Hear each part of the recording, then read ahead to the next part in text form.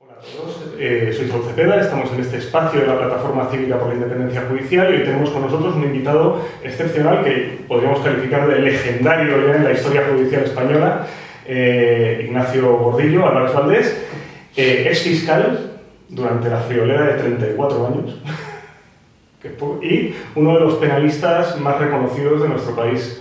Muy buenas tardes. Buenas tardes y muchas gracias por esa entrada tan elogiosa y por invitarme a estar hoy con ustedes. Al contrario, muchas gracias por recibirnos aquí en tu casa, en este despacho de la calle Serrano, número 25.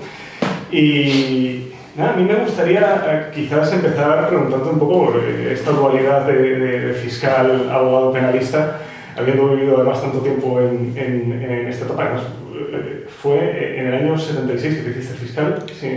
Sí, yo ingreso en la carrera fiscal en el año 1976. Somos la primera promoción después del cambio del sistema democrático, después del fallecimiento del anterior jefe de Estado y con la venida del nuevo sistema democrático, ¿no?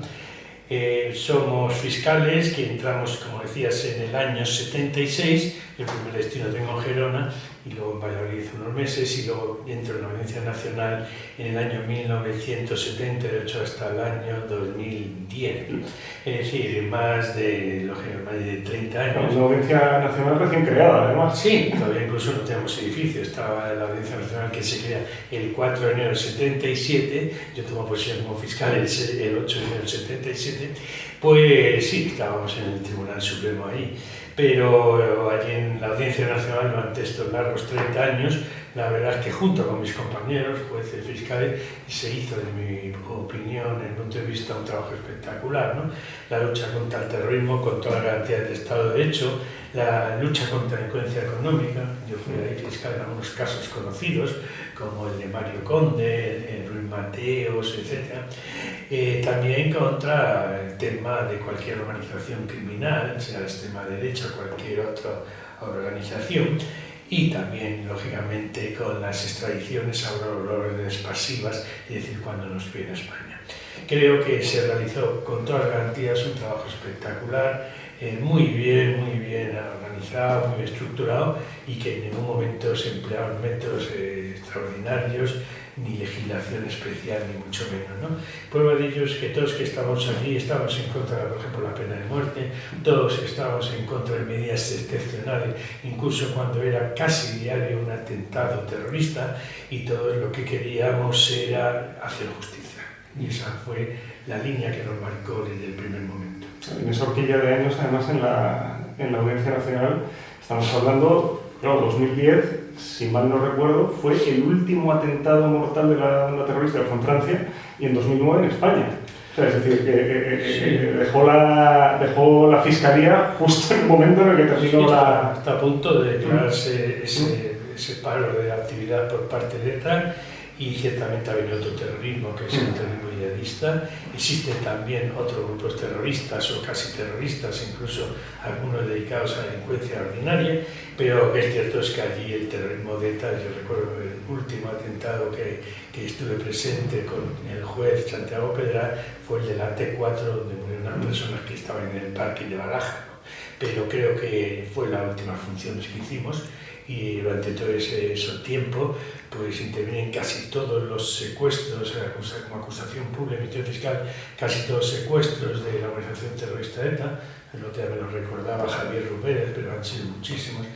También interviene en la mayoría de los atentados con resultado de muerte, porque no olvidemos que en algún momento éramos 4 fiscales, incluso cuando matan a nuestra compañera Carmen Tagle, se queda Fungariño, María Márquez de Prado, yo y Pedro Rubira, es decir, que éramos un número muy pequeño de fiscales, ¿no? Era puesto que nadie quería, nadie deseaba. Luego, incluso después de la muerte, el asesinato de Carmen Tagle, nos ponen obligatoriamente escolta, protección, etc. Lo cual, a vista del público, dice, pues mira, tiene coche que le lleva, le trae, pero no sabemos lo que es eso. El estar con unas medidas de seguridad muy exigentes habría aparecido en papeles de una banda terrorista. Pero hacíamos convencidos, como creo que lo hacen ahora también mis compañeros, de que era en defensa del Estado de Derecho.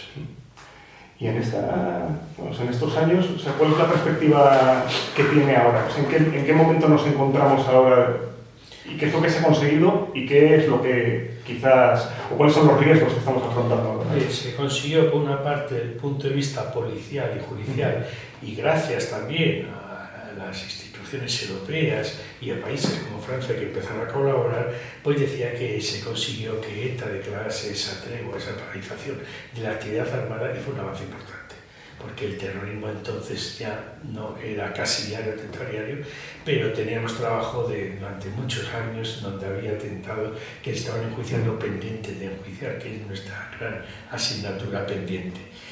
Y lógicamente, ¿cuál era la perspectiva? Pues que no hubiera más terrorismo. Sabíamos que iba a haber otro tipo de delincuencia como era el terrorismo yihadista, de una forma totalmente distinta a la creación del terrorismo yihadista, y también, como hemos visto hace poco, desgraciadamente, en el sur de España, con estas embarcaciones que han asesinado a guardias civiles, pues vemos que también hay terrorismo en cualquier momento, ya no una banda terrorista, sino grupos organizados en narcotráfico o cualquiera otro dedicado a mejor actividades de prostitución, blanqueo de capitales, etc.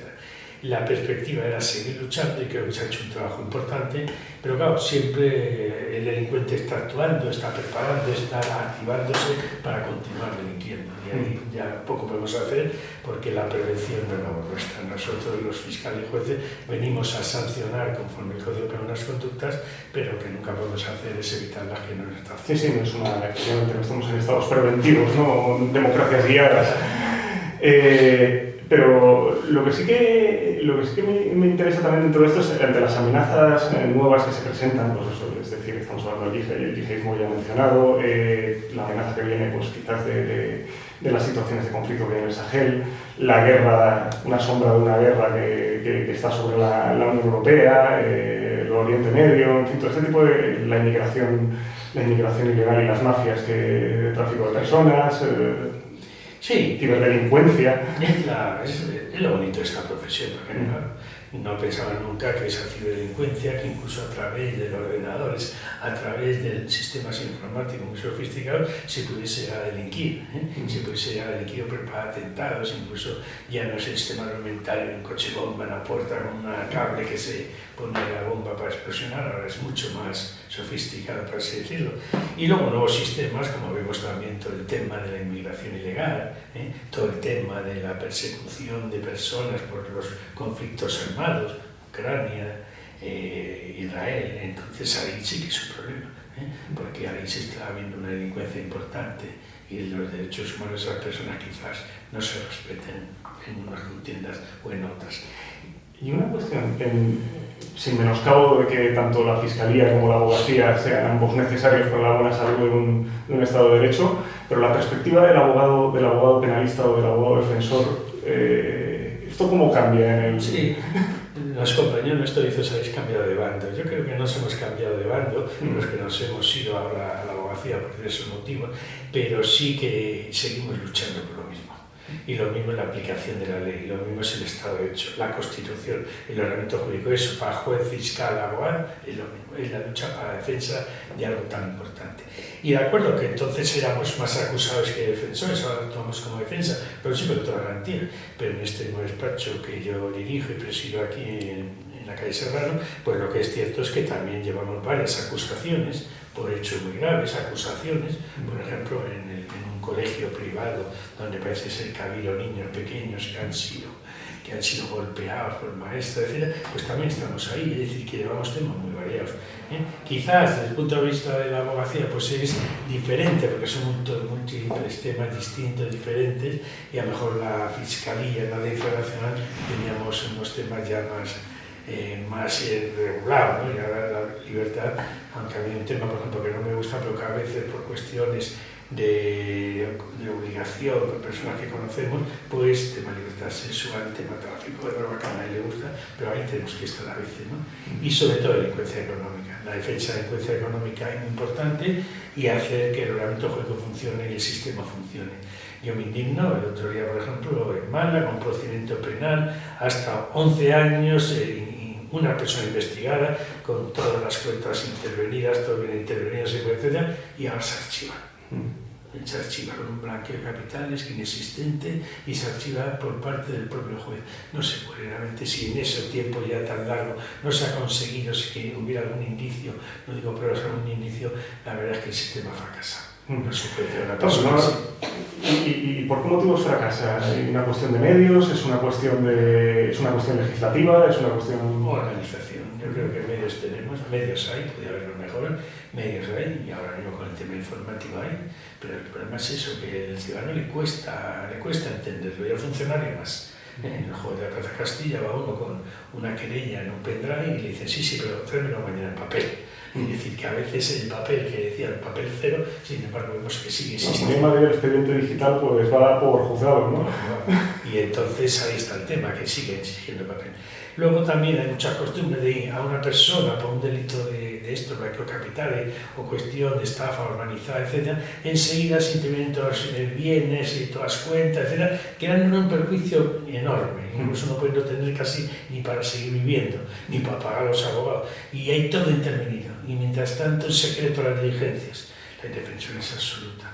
Y ahí los abogados protestamos y tenemos operaciones, Púnica, Coamel, Lezo, etc. Martaría de citar operaciones en que aquí está parado, aquí no ha avanzado, se han hecho piezas, se han hecho distintas operaciones y sin embargo a la larga no avanza. Por eso habría que estudiarlo. ¿Cuál es el sistema? Pues lógicamente no esperar a la gran causa que nunca se va a celebrar, sino mejor en pequeños trozos, troceándolo, pero no como estamos viendo que hay operaciones que llevan. Por ejemplo, la operación Emperador lleva 12 años o 14 años a cumplir ahora. Y así no se puede, ya no se hace justicia cuando a una persona se le tiene todo intervenido después de 12 o 14 años que empezó aquella instrucción, la operación Emperador. Sí, como tantísimos detenidos en el mismo día, si mal no recuerdo. Ahí está la operación. No, digo así recordando por encima.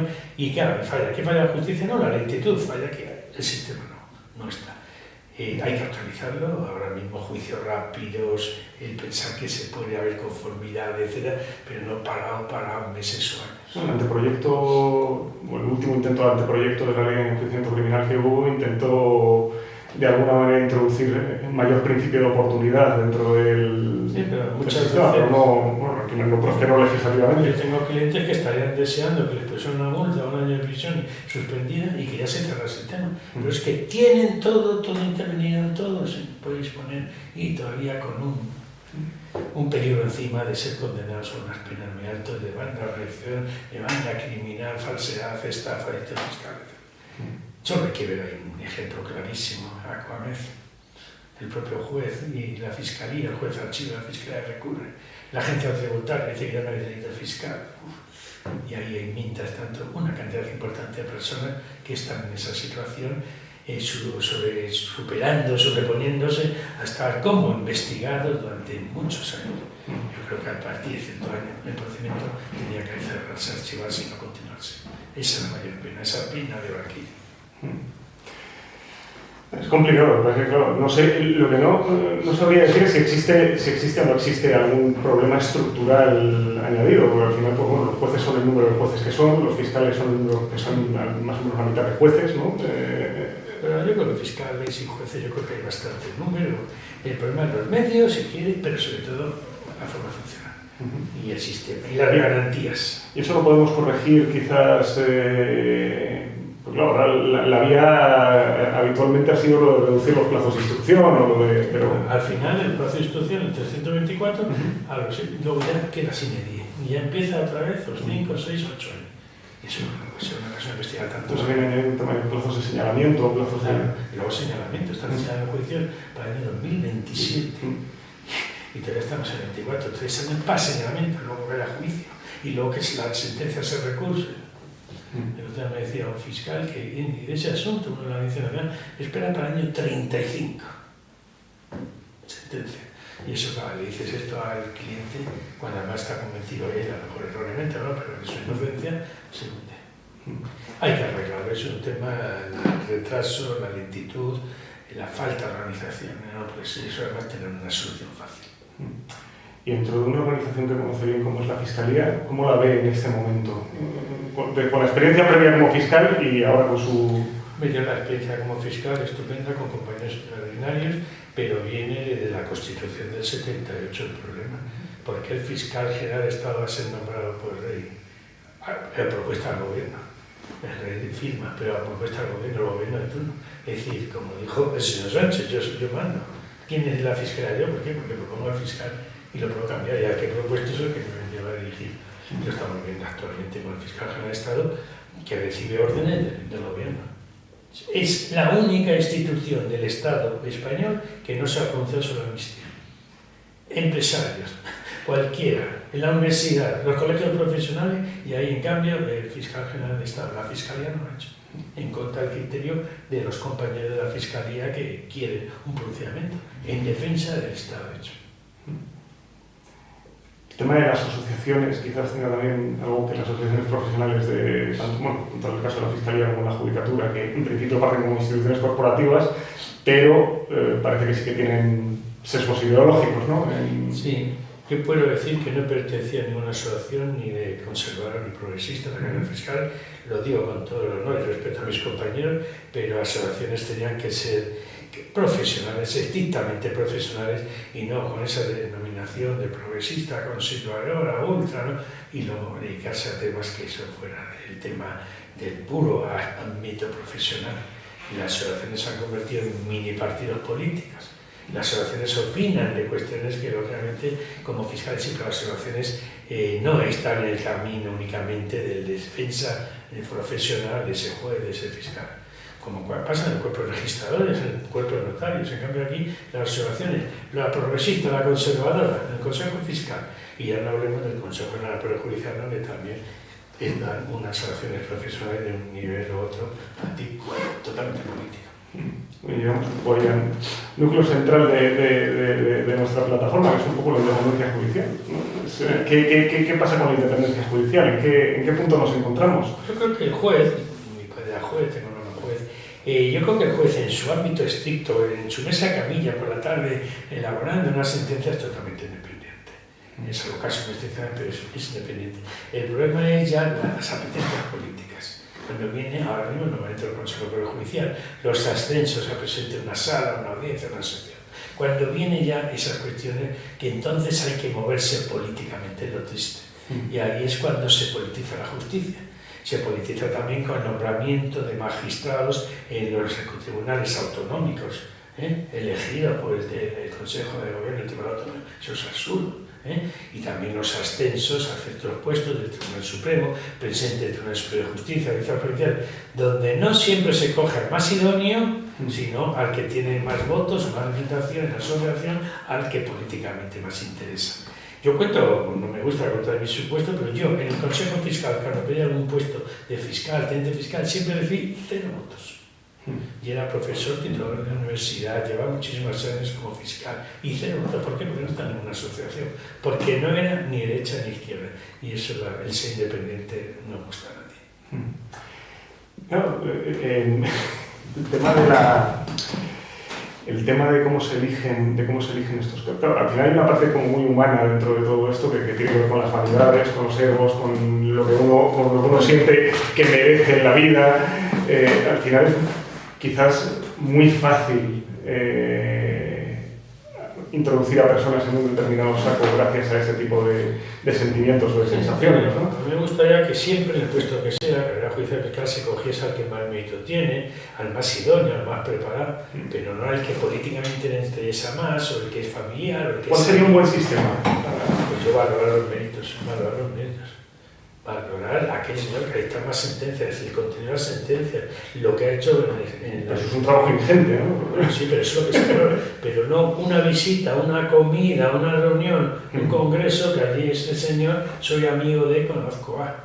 Y eso me preocupa. Yo creo que hay que buscar más al juez por su trabajo. ¿Cuál es su trabajo? Administrar justicia. Desde luego es complicado. Y es complicado generar quizás una... Porque claro, ahora se habla mucho de cuál debería ser el proceso a la hora de abordar la renovación del Consejo General del Poder Judicial. Si generar una reforma previa, si renovarlo y luego hacer una reforma o no hacerla, porque también está el legislativo bastante confuso en estos momentos para saber qué es lo que va a salir o no va a salir en una reforma. No sé. Sí, la verdad es que el Consejo, Lo que ya llega a plantearse con esta prórroga tanto tiempo es si realmente tiene razón su existencia, que es el problema, porque realmente el Consejo, decimos, si ya un Consejo en prórroga, y que luego están entre ellos enfrentados y que no se ponen de acuerdo ni para hacer un comunicado, la verdad es que el Consejo plantea auténticos problemas, pero el culpable es el que tenía que haberlo renovado. Y el que tenía que haberlo renovado es el legislativo. Y el legislativo, Congreso y Senado, que tienen una serie de personas, son los que tenían que haber movido los trámites necesarios para que hubiese sí, desde luego se ha propuesto una sola votación. Claro, ahí está el problema, yo creo. Y que sean los jueces más preparados, más idóneos, aquí hay un jurista de reconocido prestigio, más preparados, los mejores, y no aquel que destaca por sus intervenciones en la prensa, en la televisión o por aquellas cuestiones, y no se valora el señor que ahora mismo está en su casa redactando unas sentencias sobre un tema. Lo que pasa es que, claro, sucede una cosa que es que el propio sistema está un poco blindado, ¿no?, a ese tipo de... Sí, el que no esté en una asociación no tiene ninguna posibilidad de ir al Consejo. Y ahora mismo todos critican el Consejo, pero como haya la posibilidad, la mayoría de los jueces, eso suele decir a don Jesús Villera, la mayoría de los jueces están dispuestos a ir a ese Consejo. Ahí está el problema, que todos criticamos, pero todo, porque el Consejo es... antiguamente el Consejo era algo dentro de la actividad profesional. El juez dedicaba unas horas, unos días. Y luego a nivel legislativo, pero vivimos un poco cautivos del sistema de partidos. Claro, ahí está. Pero creo que tiene que renovarse. Tiene que ser gente independiente. De hecho, una de las pocas cosas que no controla el sistema de partidos, que es el mandato imperativo sobre los representantes públicos, al final resulta que termina sucediendo, pues termina apareciendo en cosas un poco cuestionables, como que el señor Ábalos hoy mismo no haya dejado su acta. Sí. Entonces, claro, al final parece que todo se termina enrevesando o se termina utilizando siempre la norma de la manera menos adecuada. Sí, a mí el sistema tenga que seguir luchando para poder aquellos presuntos delincuentes y sobre todo de la corrupción, yo creo que es lo que más nos tiene que preocupar. Y a nivel europeo, ahora no leía que ya la Unión Europea se ha quejado de este tema, pero a nivel europeo, a nivel de la imagen que damos, es preocupante. Parecía que eran épocas cerradas, pero seguimos viendo, es indiferente de derecha o de izquierda, pero seguimos viendo que en nuestro país la delincuencia es algo habitual. Y delincuencia ya de corrupción, de la clase política, que tenía que ser un ejemplo, tenía que ser realmente que aquello que diese un modelo de forma de ser y todo lo contrario. Esas personas, ¿cómo se pueden nombrar tantos asesores sin control, tantos colaboradores, tantas personas allí, colocar amigos como manera? Eso es algo que tenía que estar evitado. Ya comprendo que no va a decir, el que no haga su puñal, pero lo que es claro es que no se puede permitir ni se debe permitir. Cualquier cuestión, un despacho personal de abogado, cualquier cuestión de los que cada Hacienda se lo siguen haciendo aquella cuenta de la factura. En cambio aquí una persona que maneja cientos de millones de euros y aquí no pasa nada. Sí, que no auditamos auditores y que no... Y eso, primero, es la dignidad personal de cada uno, que es importante, pero como eso en ocasiones no funciona, habrá que ir a algún control, que lógicamente el control tiene que ser muy serio. Y cambiando un poquito de tercio en este tema, la cuestión de la igualdad o la paridad de géneros, que se viene viendo pues, en el ámbito de la abogacía y en el ámbito de las carreras judicial, fiscal, etc., se ha ido viendo una progresión en la que cada vez hay más jueces, los que ahora son mayoría las juezas, son mayoría las mujeres que ocupan puestos en la carrera fiscal, mayoría de letradas de la Administración de Justicia. En los despachos de abogados quizás pasa un poco menos. Bueno, la mayoría de los alumnos que estudian Derecho ahora, que se presentan a las oposiciones, vemos que son mujeres. En las últimas nombramientos que el rey ha hecho de jueces, pues vemos que la mayoría son mujeres, un porcentaje muy elevado, me parece extraordinario. Yo preparo jueces y fiscales y la mayoría de los opositores son mujeres. Eso es muy importante, pero yo creo que eso no viene a decir ni está mejor preparar a mujeres que los hombres, etc. Son muchas cuestiones muy complicadas, algo muy importante. Lo interesante es que sea mujer o sea hombre, realice bien su trabajo, con independencia del sexo de cada uno. Yo creo que aquí decir es que las mujeres son más duras, menos duras, no son... No, decía esto un poco porque usted formó parte del equipo de canal de la primera decana del Colegio de Abogados de Madrid. Sí, con Sonia Rupe estaba allí, estuve en la Junta de Gobierno, encantado durante 4 años, y había bastantes mujeres y el trabajo conjunto todo muy importante, no hubo problema ninguno. Pero luego nos han sustituido otros compañeros que están haciendo un gran trabajo también, ¿no? Yo creo que es un trabajo muy sacrificado, no remunerado y muy comprometido y que no da ninguna satisfacción más que el cumplimiento en particular, porque luego pues, muchos compañeros por haber sido sancionados, advertidos en trato incorrecto, etcétera, dentro de su trabajo, pues lógicamente no es buscar amigos, compañeros. Bueno, entonces estamos en ¿Usted considera que estamos en un momento mejor o peor? ¿Mejor o peor de qué? En el contexto judicial, en el contexto jurídico, en el contexto... No, yo lo he visto siempre el mismo, es que hay que luchar por la defensa de la ley, la defensa del ordenamiento jurídico. Yo, como ya soy un poquito mayor, pues recuerdo que hemos tenido momentos muy malos, por ejemplo, que hemos tenido atentados terroristas casi diariamente, o delincuencia muy importante dentro del propio poder. No olvidemos los casos que hemos tenido de director de la Guardia Civil, director de Banco de España, etcétera, y ahí hemos tenido casos que a uno le han hecho daño porque dice, ya pierdo la fe en las instituciones, ¿no? Pero yo creo que hoy por hoy, primero, los jueces y fiscales están muy bien preparados, tienen más medios y el código y la ley, el código penal me refiero, y la ley salen actualizando correctamente y el momento para el estudioso, para el que quiera, es correcto, ¿no? Políticamente es otro tema que nosotros ya iremos pensando, abogados, jueces, fiscales, cuál es la respuesta que damos ante cada situación, ¿no? Entre la gente que prepara, ¿cómo les ve? ¿Qué palpito le dan? Los que preparan les veo muy ilusionados, con muchas ganas de hacer justicia y las últimas promociones lo demuestran que tienen una ilusión y unas ganas de aprender, de empezar a trabajar y de hacer justicia, que es lo importante, enormes, ¿no? Yo por eso creo que en eso hay que ser enormemente optimista, ¿no? Que luego a veces hay un ejemplo por ahí, un supuesto excepcional de alguien que no cumple la ley, eso pasa en todas las profesiones, ¿no?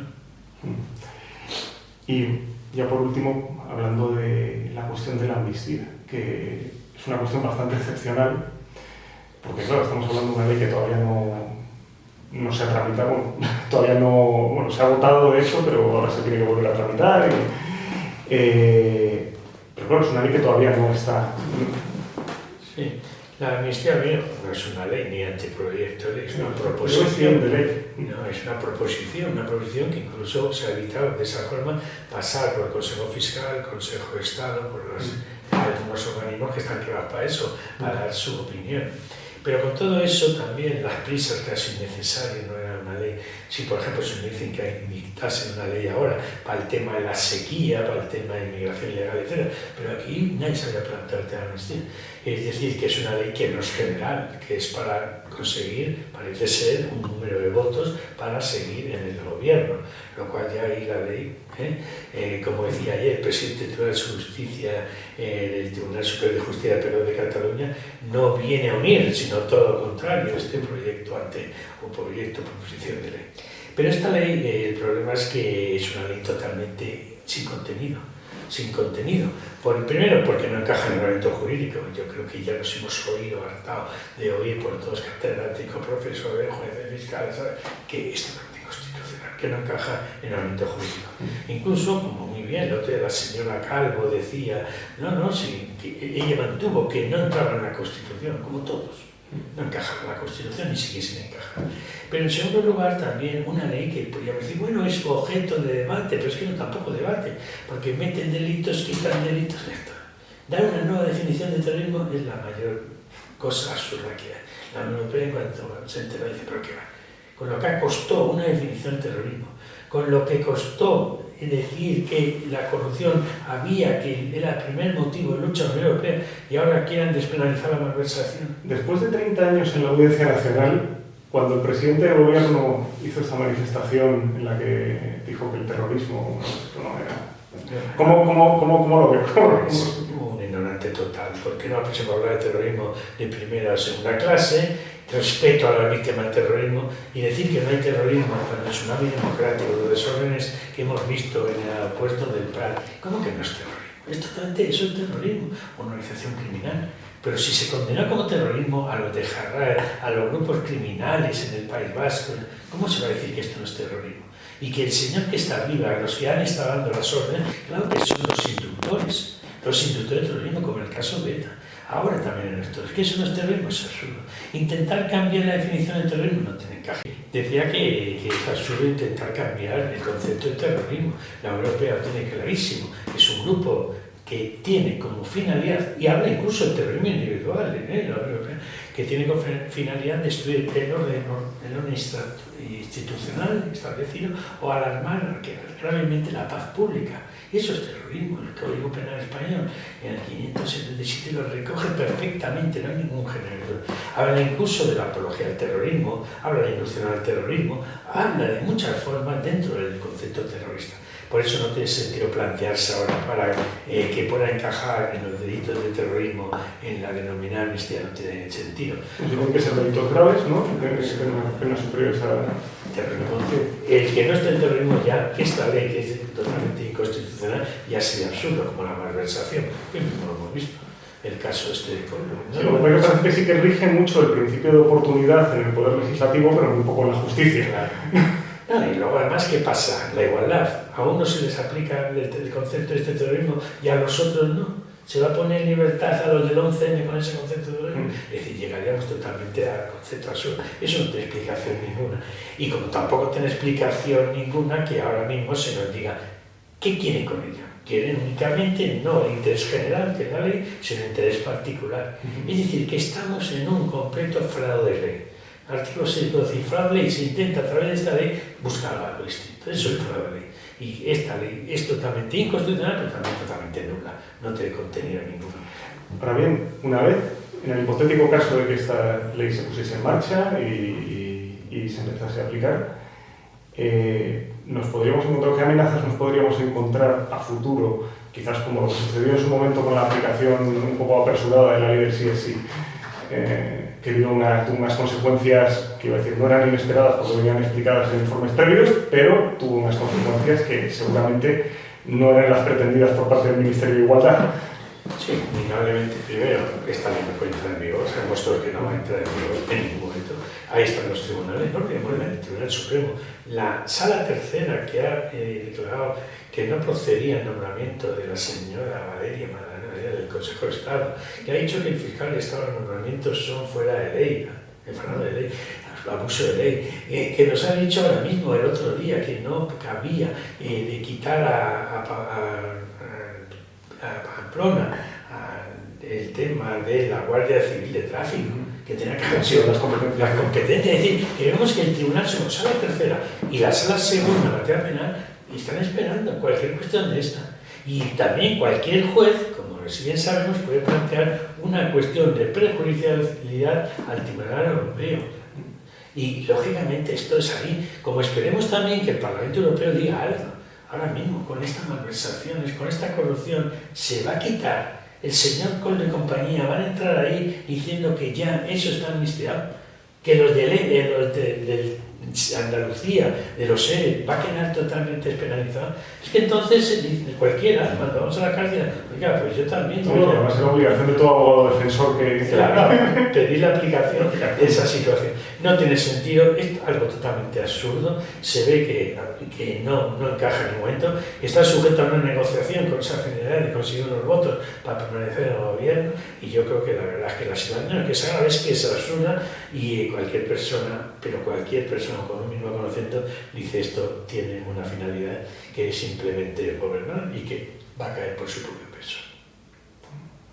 Pues muchísimas gracias por habernos atendido y... El honor es mío y encantado de colaborar con la plataforma de independencia judicial, porque uno de los principios básicos de un Estado de Derecho es precisamente la división de poderes, y dentro de esa división de poderes la independencia de los jueces y magistrados. Muchas gracias. Ojalá.